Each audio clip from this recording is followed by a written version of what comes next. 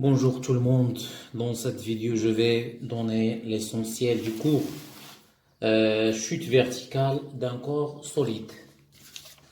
Donc le titre, donc c'est chute verticale d'un corps solide. Donc j'ai résumé ce cours. Donc on donne deux points. Donc premièrement chute verticale avec frottement. Et la deuxième partie, chute verticale libre. Donc, première partie, équation différentielle, bien sûr. Donc, regardez ici, on va considérer un corps S qui se déplace dans un fluide, par exemple un liquide. Donc, la première des choses, j'ai orienté l'axe OZ vers le bas, selon le sens du mouvement. Et comme d'habitude, pour établir l'équation différentielle en mécanique, donc on utilise fréquemment la deuxième loi de Newton. Donc le système étudié, c'est le corps S. Donc le corps S, il subit trois forces, à savoir P, son poids, F, poussée d'Archimède, et F, la force de frottement qui est égale moins K fois V à la puissance N. Bien sûr, N soit égal à 1 lorsque la vitesse est faible, ou bien égal à 2 lorsque la vitesse est élevée.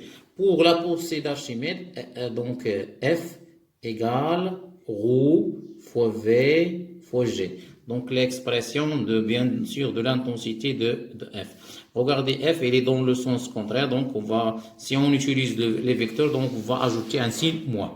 Donc maintenant, par application de la deuxième loi de Newton, la somme des forces extérieures est égale à MHG. Donc quelles sont les forces? P plus petit f plus FA égale MHG.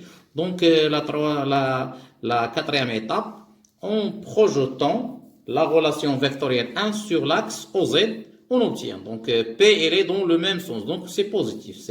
Donc c'est P, c'est mg, moins K fois V à la puissance n, parce que F est égal à K moins KVN, moins ρ fois V fois G égale à M, le D de V sur D de T. C'est quoi le D de V sur D de T? Bien sûr, c'est l'accélération.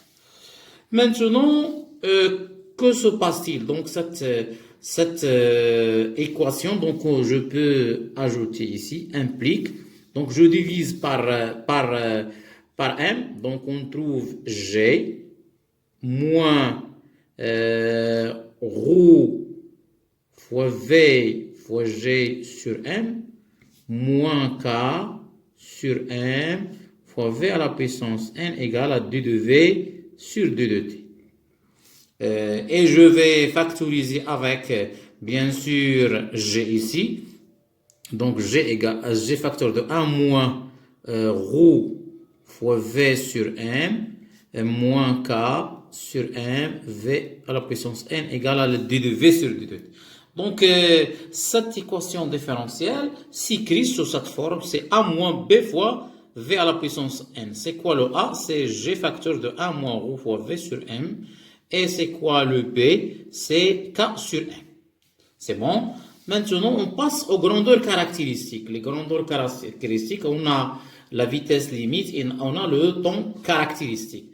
Donc, la vitesse limite, c'est bien sûr la vitesse dont le régime permanent. Après, je vais vous montrer la courbe. Donc, en régime permanent, la vitesse reste constante et prend une valeur limite VL. Donc, puisque la vitesse est constante, ça veut dire d de v sur d de t égale à 0. Donc, par conséquent, le v limite est égal à a sur b à la puissance 1 sur n. Ça veut dire racine unième. Donc, bien sûr, j'ai déjà cité qu'on a seulement deux cas, soit n égale à 1 ou bien n égale à 2. Donc, je passe rapidement au temps caractéristique. Ça veut dire quoi le temps caractéristique? C'est la durée au bout de laquelle la tangente à la courbe V de t, à t égale à 0, coupe l'asymptote horizontale. Donc, elle est claire ici. Voilà, dans le schéma ici. Donc, l'asymptote, elle est là. Donc, ici, c'est l'axe de la vitesse.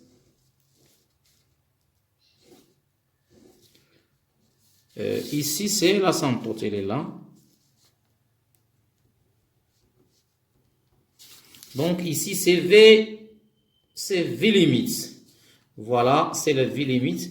Et ici, la tangente coupe, la tangente à la courbe à t égale à 0 coupe l'asymptote en un point.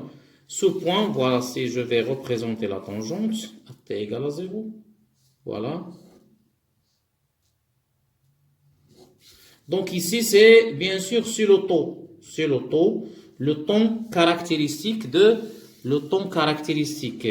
Le ton caractéristique. C'est bon? Donc on a déterminé la vitesse limite et le ton caractéristique. Ce sont deux notions qui sont très importantes. Donc je passe maintenant à la résolution de l'équation différentielle par la méthode d'Euler.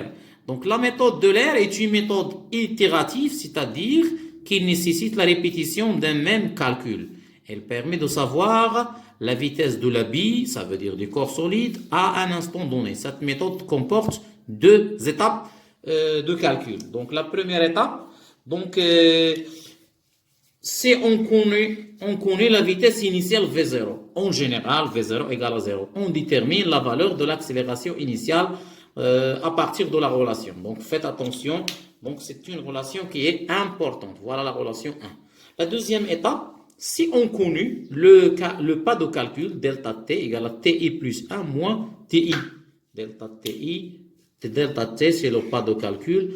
Ti plus 1 moins ti. On détermine la vitesse vi plus 1 à l'instant t plus 1 par la relation suivante. Donc vi plus 1 égale ai fois delta t plus vi. Initialement, on connaît la valeur de la vitesse initiale v0. Donc on détermine a0, c'est a moins b fois v à la puissance 1, 0. Puis on déduit v1. À quoi est égal v1? C'est a0 fois delta t plus v0. Et on détermine alors a1, c'est a moins b fois v1 à la puissance n. Puis on déduit v2, c'est a1 fois delta t plus v1 et ainsi de suite. Maintenant, je passe à la deuxième partie du cours, c'est la chute libre. Donc, je vais commencer avec la définition. C'est quoi la chute libre?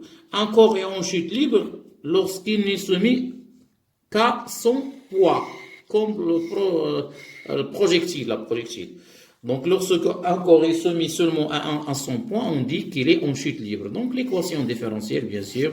Donc, ici, on a P égale à M à G et AG égale à G. Donc, on simplifie par M.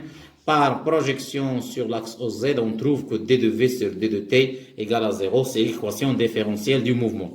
Et après, on passe à l'équation de la vitesse. Donc, bien sûr, on intègre. Par intégration, on trouve que VZ égale à GT plus V0. Et finalement, bien sûr, lorsqu'on va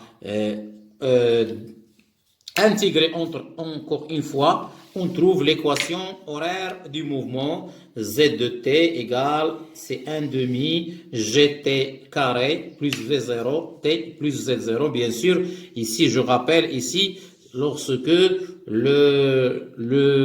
l'axe est dirigé vers le bas, bien sûr, on trouve ces équations, soit l'équation de la vitesse ou bien l'équation horaire du mouvement. Donc, je signale que je vais poser ce résumé dans la description de cette vidéo, bien sûr, plus le cours intégral ou bien le cours complet de la chute verticale d'un corps solide.